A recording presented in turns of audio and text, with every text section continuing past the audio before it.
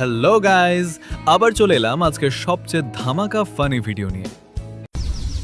এই রান্নাটা হয়ে গেলেই সবাইকে ডেকে খেতে বসিয়ে দেবো বৌমা। আচ্ছা মা, ঠিক আছে। মা, মা,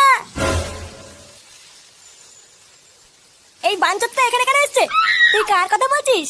এই যে মাসিমা, আমার কথা বলছি গো। আপনার ছেলেটা না খুব দুষ্টু, একটু ইয়ার কিউ বোঝে না। বাবা গো বাবা।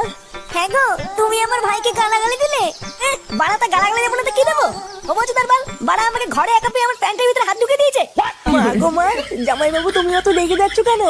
আমি তো তোমার শুধু একটু সাইজটা দেখছিলাম গো। সাইজ ছিল হোম বলছো তার বাল, বাড়ি গিয়ে বাবার সাইজ দেখবি যা।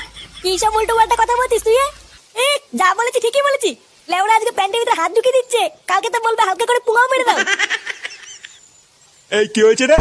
এত চেঁচামেচি কিসের? দেখুন না মেশামশাই, মা গো মা, আপনার ছেলে একটু ইয়ার কিউ বোঝে না। ওটাই আর কি ছিল বাঞ্চুদ? দেখেছেন তো কিভাবে বলছে। দেখো মা, আমি কিন্তু বলে দিচ্ছি, এই চুদির ভাই যদি বাড়িতে থাকে আমি কিন্তু বাড়ি থাকবো না, বলে দিলাম। চোরে বাচ্চা, তুই ঘর থেকে বেরিয়ে যা। আমরা কোনো কাজকর্মের বেলায় নেই, কোনো রোজগার পাতি নেই, আবার বড় বড় কথা। ও বাড়া, মায়ের থেকে মাসির দরদ বেশি, তাই তো? বাড়া এখন তো দেখছি আমার থেকে এই বাড়িতে এই হোমোচোদার দাম বেশি।